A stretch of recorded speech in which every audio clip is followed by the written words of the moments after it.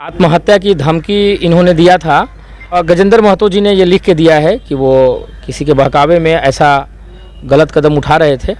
अब ये ऐसा आत्मदाह का गलत कदम आज या भविष्य में नहीं उठाएंगे। नसीम खान जी का नाम इन्होंने लिया है कि नसीम खान जी ने इनको बहकाने का, उकसाने का और इनको अन्यत्र कहीं ले जाने का प्रयास किया है और इनको ज़बरदस्ती बीआरसी में आने नहीं दे रहे थे।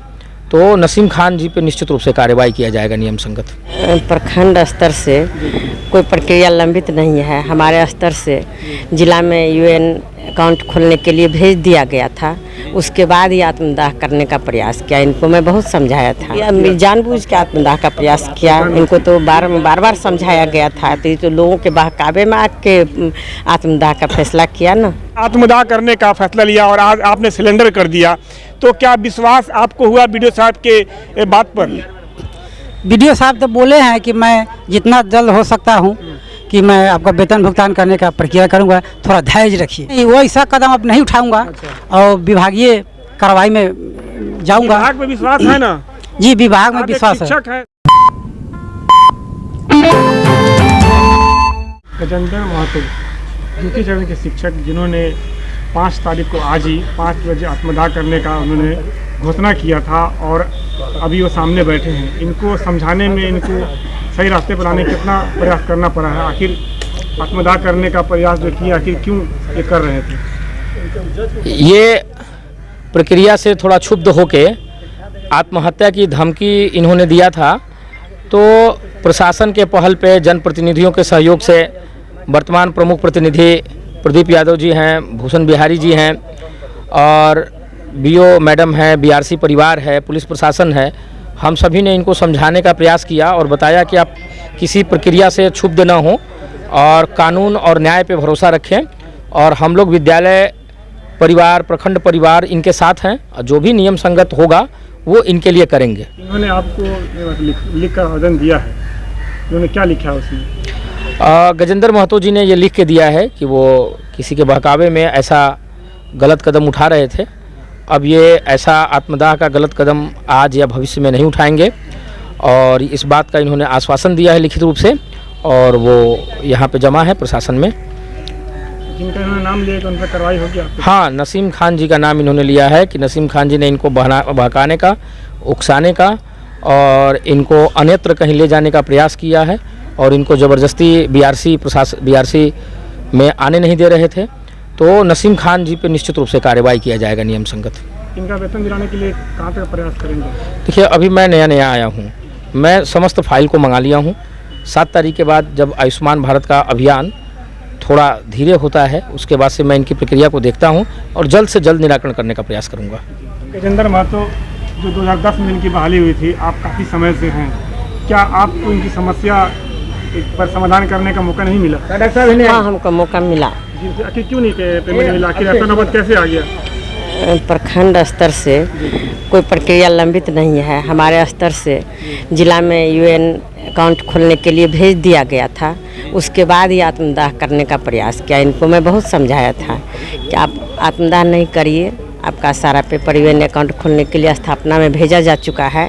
बहुत जल्द ही स्थापना से अकाउंट खुल जाता है यूएन अकाउंट। उसके बाद आपका वेतन का प्रक्रिया चालू कर दिया जाएगा। कब तक इनको पेमेंट मिल जाएगा? जब जिला से आदेश आ जाएगा मेरी तरफ से। मामला जो है कुछ ज़्यादा ही आगे चला गया, क्योंकि मामला तो जानबूझ के आत्मदाह का प्रयास किया। इनको तो बार बार समझाया गया था, तो ये तो लोगों के बहकावे में आके आत्मदाह का फैसला किया ना। तो यही वो गजेंद्र महतो हैं जो द्वितीय चरण में इनकी 2010 में बहाली हुई थी और इनको वेतन न मिलने से इन्होंने काफ़ी समय पहले से आत्मदाह करने का इन्होंने घोषणा किया, ऐलान किया चैनल के माध्यम से। और इन्होंने बनवारी मध्य विद्यालय के बाहर इन्होंने आत्मदाह करने का आज 5 बजे का समय इन्होंने रखा था, जिसको लेकर बगनिया प्रशासन, बीडीओ साहब, शिक्षा विभाग के जो लोग हैं वो इनकी तलाश कर रहे थे। सुबह से ये कहाँ गुल थे पता नहीं, प्रशासन की नज़रों से काफ़ी दूर थे, लेकिन ये खुद आ गए हैं। अच्छा, आपने आत्मदाह करने का फैसला लिया और आज आपने सिलेंडर कर दिया, तो क्या विश्वास आपको हुआ बीडीओ साहब के बात पर? बीडीओ साहब तो बोले हैं कि मैं जितना जल्द हो सकता हूँ कि मैं आपका वेतन भुगतान करने का प्रक्रिया करूंगा, थोड़ा धैर्य रखिए। तो अगर लेट होगा तब? लेट होगा तो लेट तो नहीं होना चाहिए। नहीं, लेट होगा तब। लेट होगा तो मैं फिर मैंने दूसरा कदम फिर वही कदम मैंने नहीं वो ऐसा कदम अब नहीं उठाऊंगा और विभागीय कार्रवाई में जाऊंगा। विभाग में विश्वास है ना? जी, विभाग में आप एक विश्वास है। शिक्षक है, शिक्षकों के बहुत बड़ा कदम लेने प्रशासन को मालूम है आपको कि आत्मदाह करना कानूनी अपराध है, सामाजिक जुर्म है, आपके पीछे आपका परिवार है। जी। क्या उनका माया नहीं लगा आपको? अगर आज आपको कुछ हो जाता तो फिर कौन जवाब देता? ये वेतन से तंग आकर मैंने इतना उत्साही हो गया था कि मैं ऐसा कदम ले लिया और बीडीओ साहब ने हमको ऐसा आश्वासन दिए कि थोड़ा धैर्य रखो, मैं वेतन भुगतान की प्रक्रिया जरूर करूंगा। तो मैंने आज लिखित रूप से दे दिया। जी, अच्छा, अभी आपने बीडीओ साहब को एक आवेदन दिया है लिखित, जी। क्या लिखा है उसमें आपने?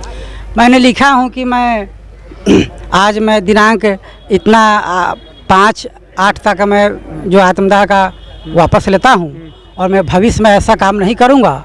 और बीडीओ साहब से आश्वासन दिया गया है कि मैं आपका वेतन भुगतान का जितना जल्द हो सके आपका नियमानुसार वेतन भुगतान करने के प्रयास करूँगा। आपके अलावा और कितने लोग हैं आपके पीछे? 21 गो है। 21 और सभी ने आप ही क्यों निर्णय लिया? अब सभी ने बोले हैं कि मैं चलो मैं आ रहा हूँ पीछे से बोलूँगा, लेकिन पता ना अभी तक वो नहीं आए आपको नहीं आए।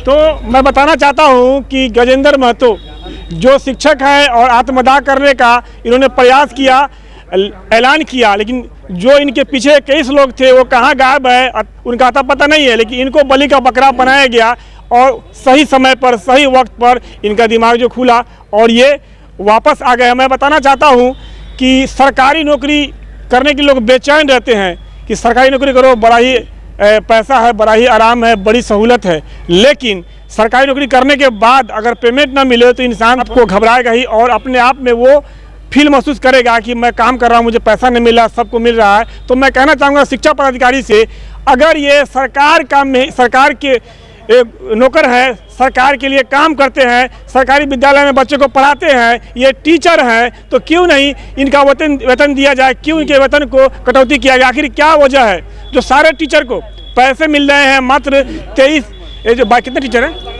21 टीचर को पूरे प्रखंड में पैसा नहीं मिल रहा, आखिर क्या वजह है?